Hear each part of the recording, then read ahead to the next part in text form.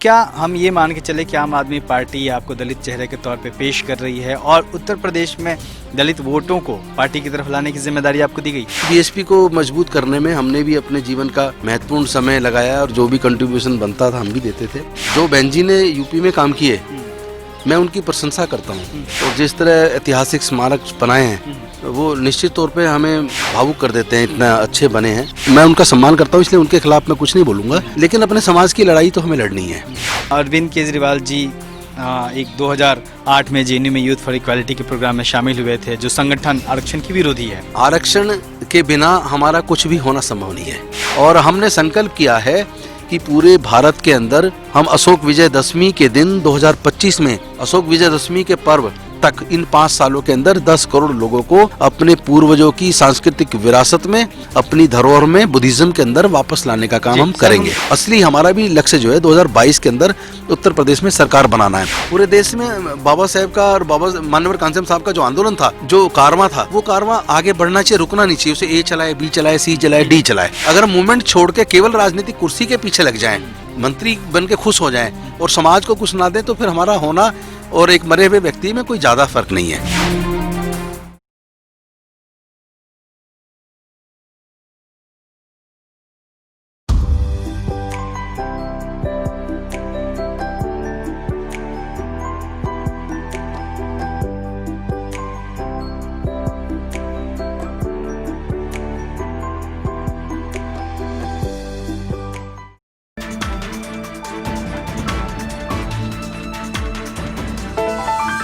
भारतीय राजनीति में लोकसभा के भीतर एससी और एसटी समाज के लिए 131 सीटें रिजर्व हैं, लेकिन दलित राजनीति में बहुत कम ऐसे नेता हुए हैं जो मजबूती से सदन में अपने समाज की बात रख पाते हैं, अपने मुद्दों को, जो दलित समाज से, बहुजन समाज से जुड़े हुए मुद्दे हैं, उनको मजबूती से रख पाते हैं।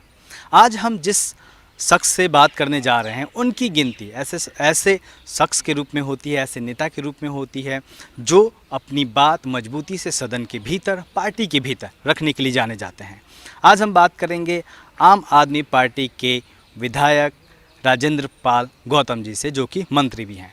राजेंद्र पाल गौतम जी दिल्ली के सीमापुरी विधानसभा सीट से विधायक हैं। दिल्ली में जन्मे हैं, पले हैं, बढ़े हैं, पेशे से वकील हैं। साल 2014 में वो आम आदमी पार्टी में शामिल हुए, 2015 में मंत्री बने, फिर 2020 में भी चुनाव जीते और मंत्री बने। वर्तमान में इनके पास दिल्ली सरकार के भीतर 5 मंत्रालय हैं, जिसमें महिला एवं बाल विकास, समाज कल्याण, SC, ST, OBC, welfare, gurdwara चुनाव प्रबंधक और सहकारिता विभाग है। इसके अलावा आम आदमी पार्टी के भीतर भी वो एक महत्वपूर्ण बॉडी में शामिल हैं, जो नेशनल एग्जीक्यूटिव काउंसिल है, उसके मेंबर हैं। वर्तमान में राजेंद्र पाल गौतम जी 2 वजहों से चर्चा में हैं। एक वजह राजनीतिक है, दूसरी सामाजिक। जो राजनीतिक वजह है वो यह है कि वह उत्तर प्रदेश में जिला पंचायत चुनाव के पर्यवेक्षक बनाए गए हैं आम आदमी पार्टी के ओर से, और उत्तर प्रदेश में खास सक्रिय हैं, विभिन्न जिलों का दौरा कर रहे हैं। जो सामाजिक वजह है वो यह है कि उन्होंने मिशन जय भीम नाम से एक सामाजिक संगठन बनाया है, जिसका उद्देश्य 10 करोड़ लोगों को बुद्धिज़्म से जोड़ना है, बुद्धिस्ट बनाना है, साथ ही बहुजन समाज के आर्थिक, सामाजिक और राजनीतिक उन्नति के लिए काम करना है। तो हमारे साथ राजेंद्र पाल गौतम जी हैं, अभी हम उनके आवास पे उनसे बात कर रहे हैं। सर, बहुत बहुत धन्यवाद, आपने वक्त दिया। Thank you. जय भीम। जय भीम। सर, सबसे पहला सवाल तो ये है कि आप 2015 में विधायक बने जी, मंत्री बने, उसके बाद तमाम लोग आपके बारे में जानने लगे। मंत्री 19 मई 2017 में। जी हाँ, उसके बाद तमाम लोग आपके बारे में जानने लगे, क्योंकि जब हम राजनीति में आते हैं कि एक्सपोजर मिलता है जी। लेकिन उससे पहले भी राजेंद्र पाल गौतम एक शख्स थे जो बहुजन आंदोलन से जुड़े हुए थे, जो समता सैनिक दल से जुड़े हुए थे। तो जो मंत्री विधायक बनने के पहले राजेंद्र पाल गौतम हैं, उसके बारे में बताइए, फिर हम आपके राजनीतिक जीवन पे आएंगे। पहले के मैं अगर बात करूं तो 1983 में मैंने 10th पास किया था और तभी से मैं समाज के सेवा के क्षेत्र से जुड़ा। डॉक्टर बाबा साहेब अम्बेडकर जी के मिशन मूवमेंट से जुड़ा। डॉक्टर अम्बेडकर जागृति संघ बनाकर घोंडा गांव के अंदर हमने समाज सेवा का काम शुरू किया और 1986 से पहली क्लास से 10वीं क्लास तक के बच्चों को पढ़ाना शुरू किया। जितने भी घोंडा गांव के बच्चे थे, ज़्यादातर दलित, ज़्यादातर अनुसूचित जाति जनजाति के थे, लेकिन बाकी लोग को भी कोई मनाही नहीं थी। और उसमें करीब 450 बच्चे रेगुलर आते थे। आसपास के सभी सरकारी स्कूलों में उस वक्त हमारे ही बच्चे पढ़ाई में टॉप करने लगे। फिर कॉलेज में पहुँचे, कॉलेज में मुक्ति से जुड़े, अशोक भारती जी मुक्ति चलाते थे। और तभी फिर हमें पता लगा कि डॉक्टर बाबा साहब अम्बेडकर जी ने समता सैनिक दल बनाया था। तो 1987 के आसपास हम समता सैनिक दल से जुड़ के और वहाँ से जो सफ़र हुआ शुरू, एक शाखा के घोंडा गांव की शाखा के सहायक कमांडर के तौर पर कुछ ही दिन बाद हमारे काम को देखते हुए हमें समता सैनिक दल में एक जिम्मेदारी पूरे ज़िले को, तब यमुना पार का पूरे का एक ज़िला होता, तब तो 3 ज़िले बन गए, उस पूरे 3 ज़िलों का अध्यक्ष बनाया गया। और उसके 2-3 साल बाद दिल्ली प्रदेश का उपाध्यक्ष बनाया गया। उसके बाद 19-20-21 मार्च 1997 को समता सैनिक दल का राष्ट्रीय अधिवेशन डॉक्टर अम्बेडकर भवन रानी झांसी रोड पे हुआ, जिसमें जितने भी समता सैनिक दल के घटक थे सारे इकट्ठे हुए, उनका एकीकरण की मीटिंग थी और उसमें मुझे राष्ट्रीय कोषाध्यक्ष की जिम्मेदारी मिली। सन 2000 में फिर मुझे राष्ट्रीय कोषाध्यक्ष से आगे बढ़ाते हुए राष्ट्रीय प्रवक्ता, और 2002 में मुझे समता सैनिक दल की राष्ट्रीय प्रधान महासचिव की जिम्मेदारी मिली और उसको हम लोग करते रहे लगातार।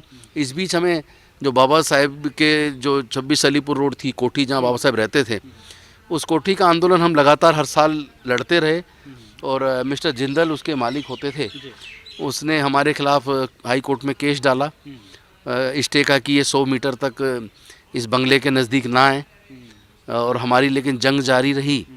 और 1996 के आसपास उस वक्त देवगौड़ा जी प्रधानमंत्री थे, रामविलास पासवान जी रेल मंत्री थे, और रामू वालिया जी समाज कल्याण सोशल जस्टिस एम्पावरमेंट मिनिस्टर थे।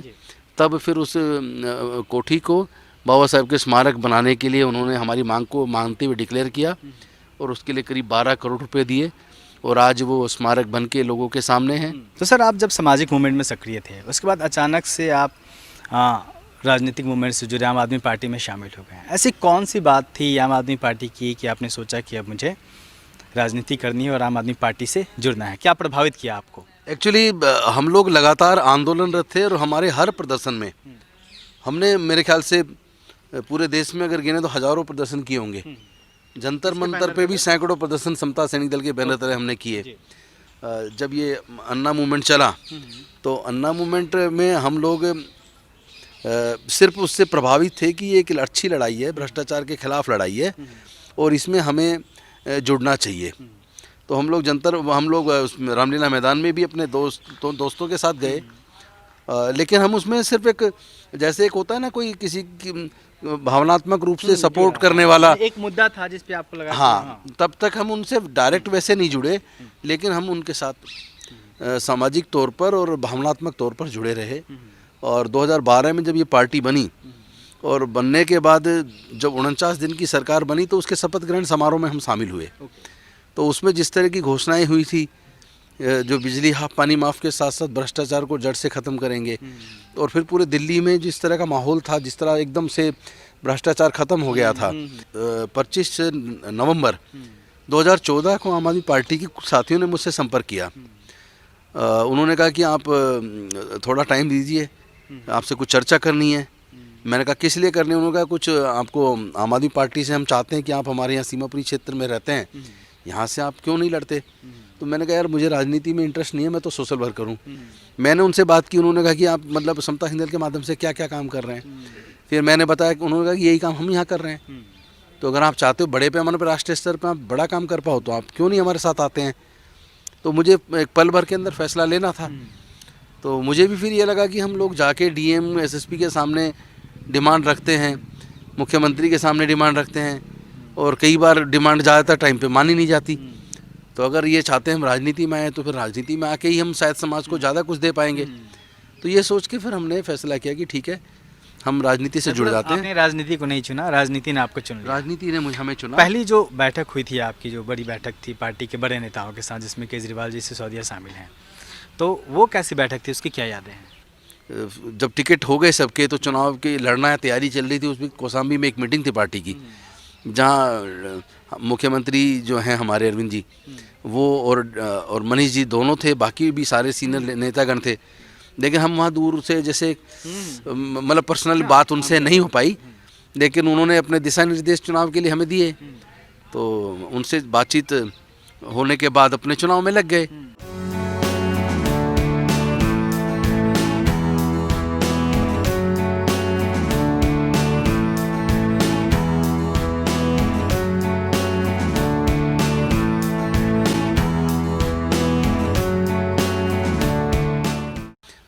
19 मई 2017 को फिर मुझे शपथ ग्रहण हुई मेरी, मुझे मंत्री बनने का मौका मिला, और यहाँ से फिर मैंने अपने समाज के लिए योजना बना के अपने लोगों को कैसे हम लोग हिस्सेदारी दे सकते हैं और कैसे हमारे समाज का विकास हो सकता है, उस पर काम शुरू किया। जी, अभी सर आप उत्तर प्रदेश में पंचायत चुनाव जो होने हैं उसके लिए पार्टी की ओर से चुनाव पर्यवेक्षक बनाए गए हैं।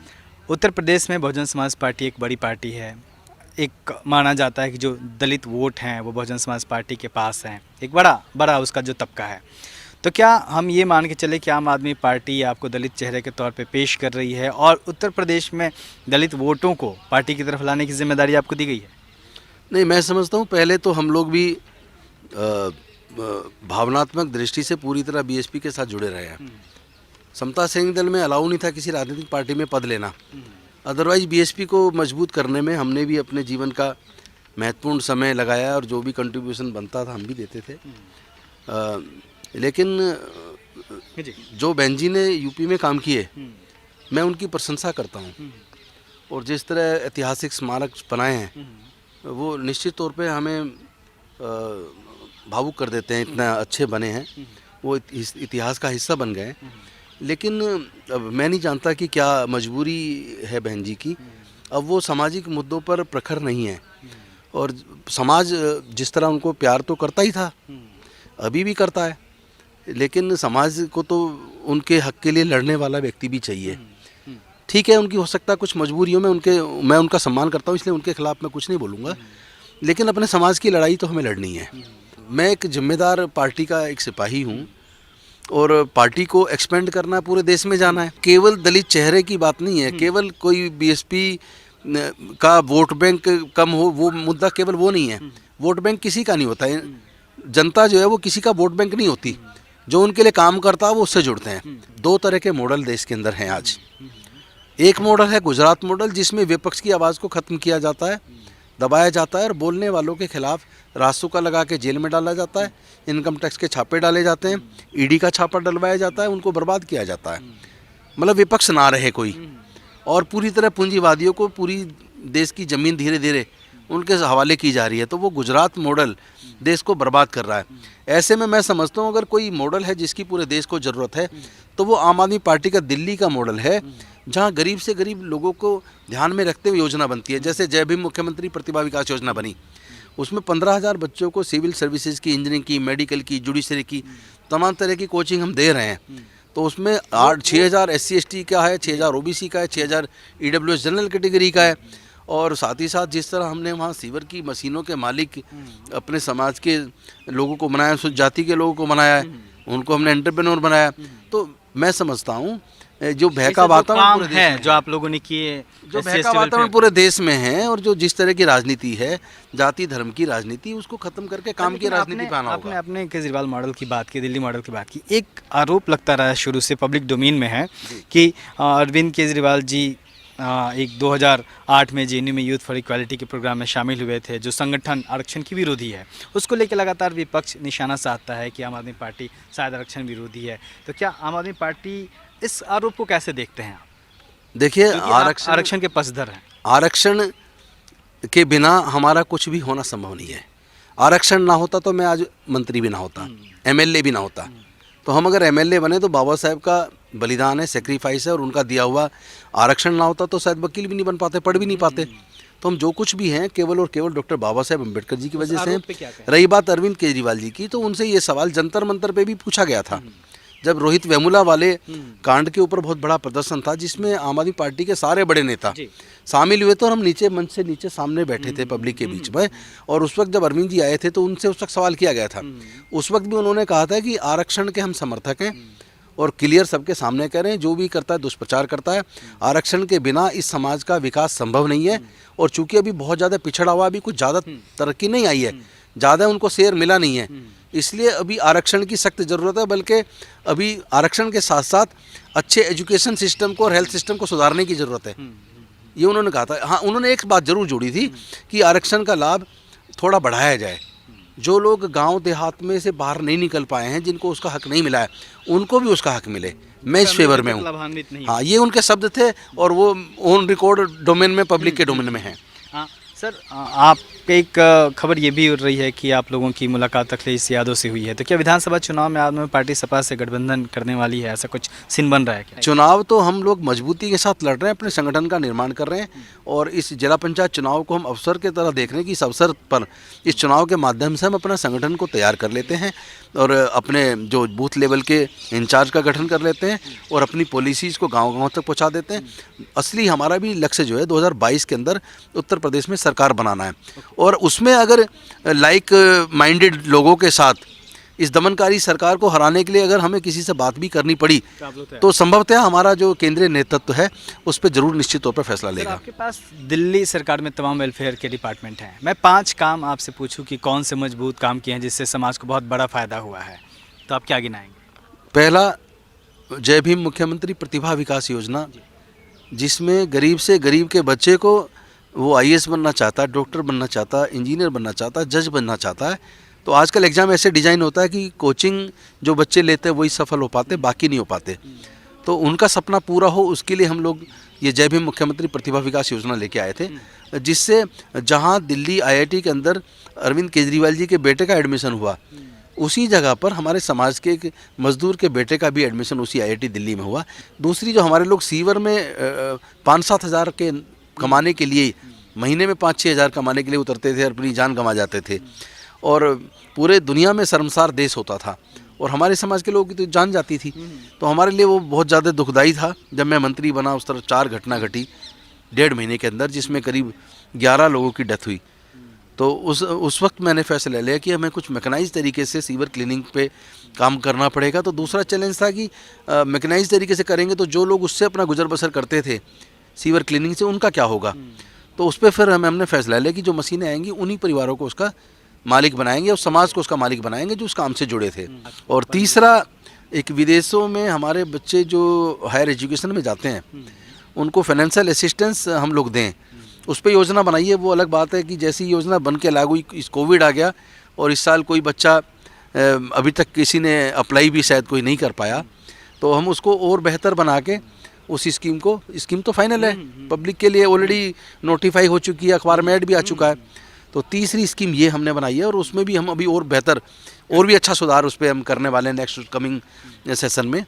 और चौथा, जो लोग जो धर्म के नाम पे, जाति के नाम पे जिस तरह बटे हुए हैं, और जिस तरह का वातावरण देश के अंदर है, तो लोग समझें कि भारत का निर्माण किसने किया, कैसे किया, भारत के संविधान का निर्माण कैसे हुआ, जो कई हज़ार साल तक गुलाम हुए उनको आज़ादी किसने दिलाई, महिलाओं को आज़ादी किसने दिलाई, देश की अर्थनीति किसने बनाई, पंचवर्षीय योजना किसके उस पर बनी, दामोदर वैली किसके दिमाग से बनी।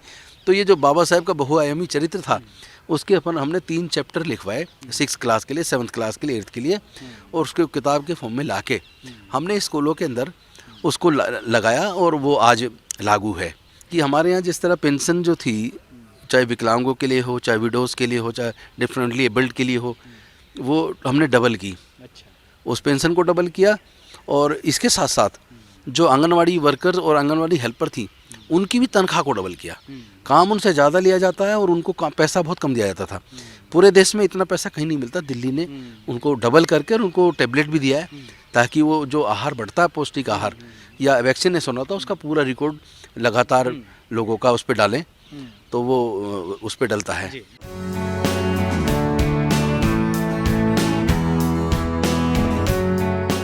आपके अब राजनीति से हट के आपके व्यक्तिगत आंदोलन के बारे में बात करते हैं। सर, आपके पास तमाम सोशल वेलफेयर के डिपार्टमेंट हैं, आप सामाजिक आंदोलन में लगातार सक्रिय भी रहे हैं, बातें भी करते हैं। ऐसे में आपको एक फिर से मिशन जय भीम नाम का सामाजिक संगठन बनाने की ज़रूरत क्यों पड़ी?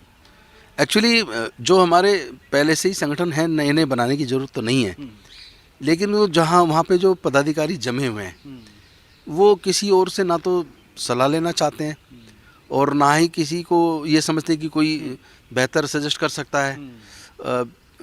मतलब एक मजबूरी थी कि समाज को के लिए जब हमारे लोग जो आईएएस आईपीएस रहे हैं, ब्यूरोक्रेट्स हैं, सीनियर लेवल पे हैं और समाज के लिए जिन्होंने सरकार में रह के पॉलिसीज़ बनाई हैं, अब वो रिटायर हो रहे हैं तो वो जाएं कहाँ? वहाँ उन संगठनों में उनके लिए कोई स्थान ज़्यादा है नहीं और या उनके बीच में कम्युनिकेशन नहीं हो पा रहा है। और दूसरी बात, जब वो लोग सरकार के लिए पॉलिसी बना सकते हैं तो क्या अपने समाज के लिए पॉलिसी नहीं बना सकते?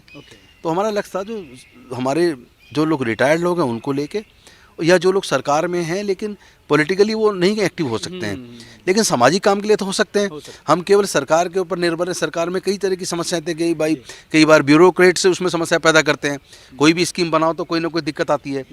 तो हमने सोचा कि हम टाइम पीरियड होता है, उसका टाइम पीरियड होता है, उसमें फिर आप ना जो करना चाहते हैं वो सरकार के माध्यम से कई बार डिले हो जाता है।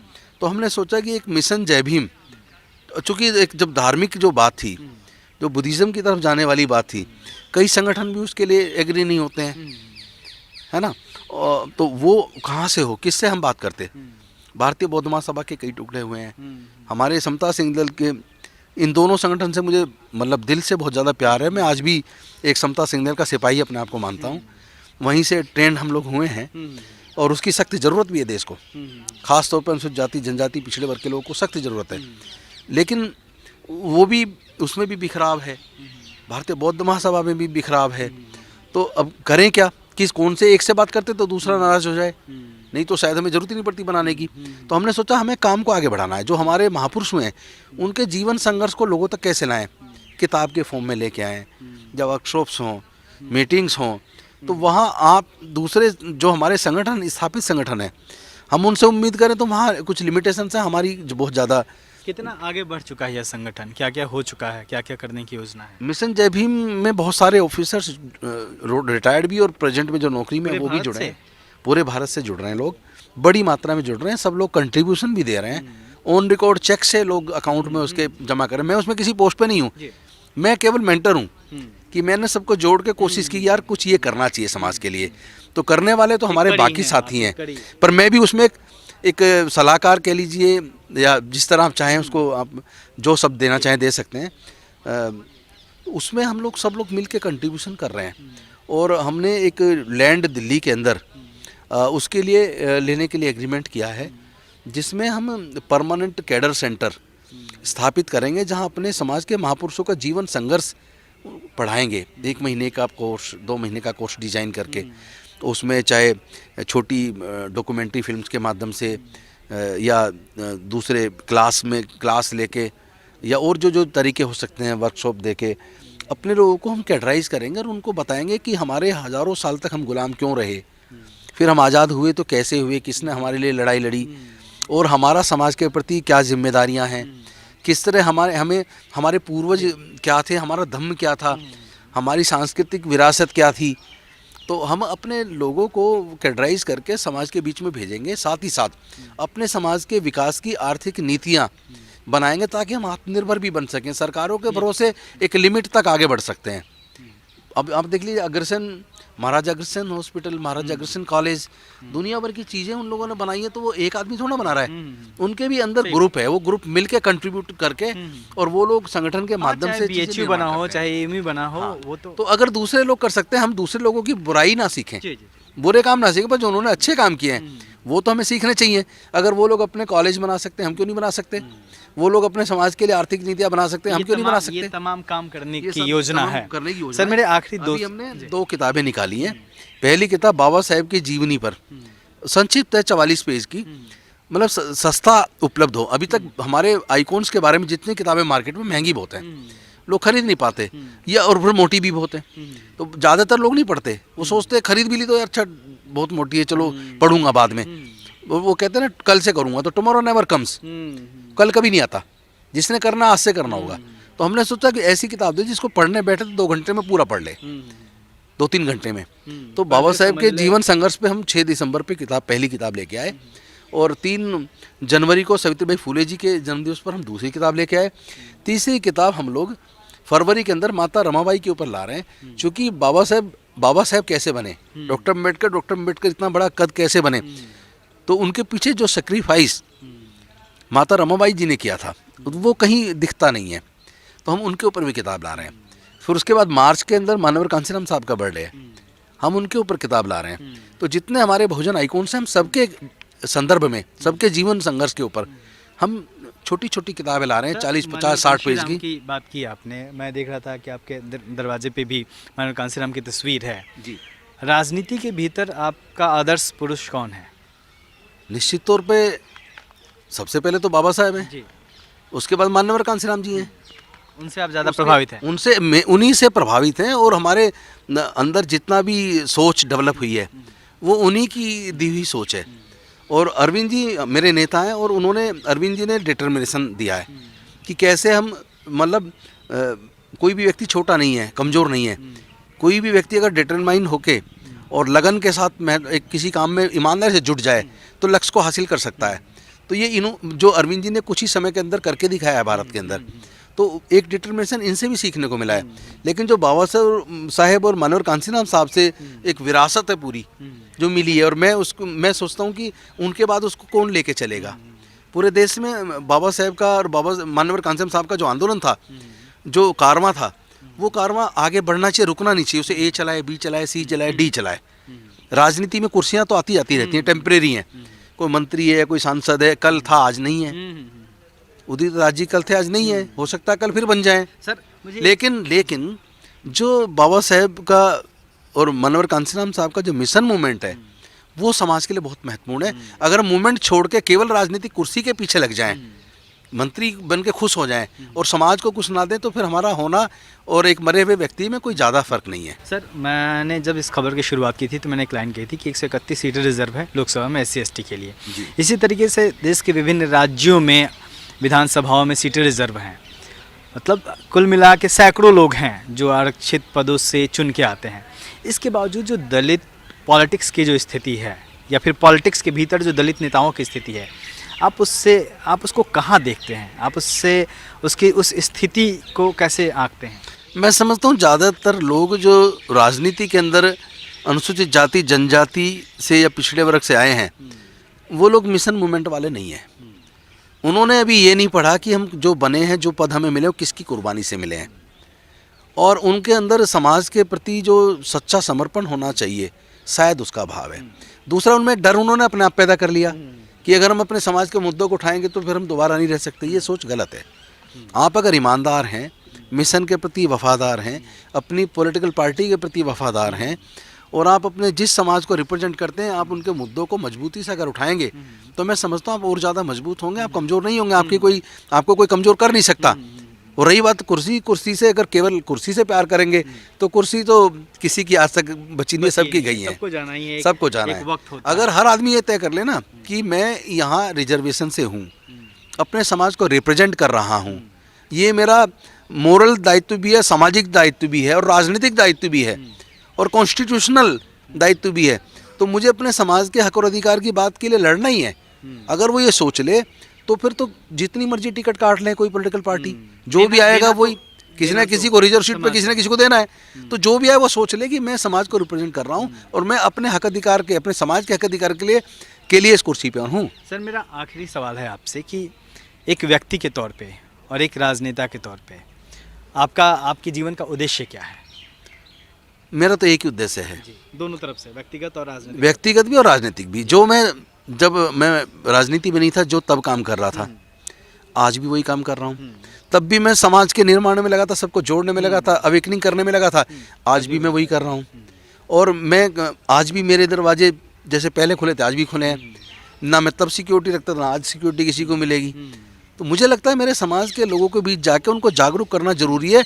पिछले कुछ दिनों में हमारा मूवमेंट रुक गया था, लेकिन पिछले 3 सालों में फिर से मूवमेंट में एक नई प्रगति देखने में आ रही है। ये हमें सेटिस्फेक्शन के लिए मतलब सुखदाई है। और मैं समझता हूँ हम जैसे लोग अगर ज़्यादा होंगे, अगर एक राजेंद्र गौतम से काम नहीं चलेगा। कोई ये सोचे कि मेरे से चल जाएगा, ये गलत है। हमारे जैसे, मुझे हजारों लोगों की हमारे को ज़रूरत है, हमारे समाज को। जब हम 1000 होंगे हमारे जैसे, सब लोग मिल के और एकजुट होकर अपने मूवमेंट पे चलेंगे, और जो डाइवर्सिटी का सिद्धांत है, की सब क्षेत्रों में हिस्सेदारी भागीदारी सुनिश्चित होनी चाहिए। हम सब मिलकर जब उसके लिए लड़ेंगे, संसद में भी बोलें, हम विधानसभा में बोलें, तो उसके बाद कौन है जो हमारे हक और अधिकार के खिलाफ चला जाए? ये अभी बाकी है। तो यही उद्देश्य है, कुर्सी रहे या ना रहे, लेकिन ये संघर्ष जो है समाज के हक अधिकार का जारी रहेगा। जी, तो आपने राजेंद्र पाल गौतम जी को सुना कि संघर्ष जारी रहेगा, और जो इन्होंने एक आखिर में एक बात कही कि जैसे पहले ये समाज निर्माण में लगे थे, वैसे आज भी लगे हैं। जैसे पहले इनके दरवाजे सबके लिए जो खुले हुए थे, वैसे आज भी मंत्री बनने के बाद भी खुले हुए हैं। यही एक चीज़ है, यही एक बात है जो कहीं ना कहीं राजेंद्र पाल गौतम को तमाम नेताओं से अलग ला के खड़ा करती है, एक मिशन के सिपाही के रूप में खड़ा करती है। तो आपने उनके बारे में, उनके राजनीतिक जीवन के बारे में, उनके सामाजिक जीवन में वो क्या करना चाहते हैं उसके बारे में तमाम बातें सुनी। आप राजेंद्र पाल गौतम जी को हमने आपके सामने रखा, आप खुद फैसला लीजिए कि समाज के लोगों को राजेंद्र पाल गौतम जी को कहाँ लेके जाना है। आप देखते रहिए दलित दस्तक। अगली कड़ी में हम फिर किसी और राजनेता को, किसी और शख्सियत को आपके सामने लेके आएंगे।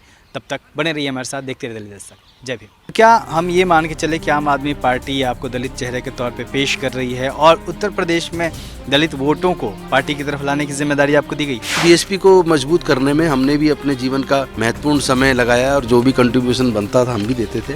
जो बेंजी ने यूपी में काम किए, मैं उनकी प्रशंसा करता हूँ। और जिस तरह ऐतिहासिक स्मारक बनाए हैं वो निश्चित तौर पे हमें भावुक कर देते हैं, इतना अच्छे बने हैं। मैं उनका सम्मान करता हूँ, इसलिए उनके खिलाफ मैं कुछ नहीं बोलूँगा, लेकिन अपने समाज की लड़ाई तो हमें लड़नी है।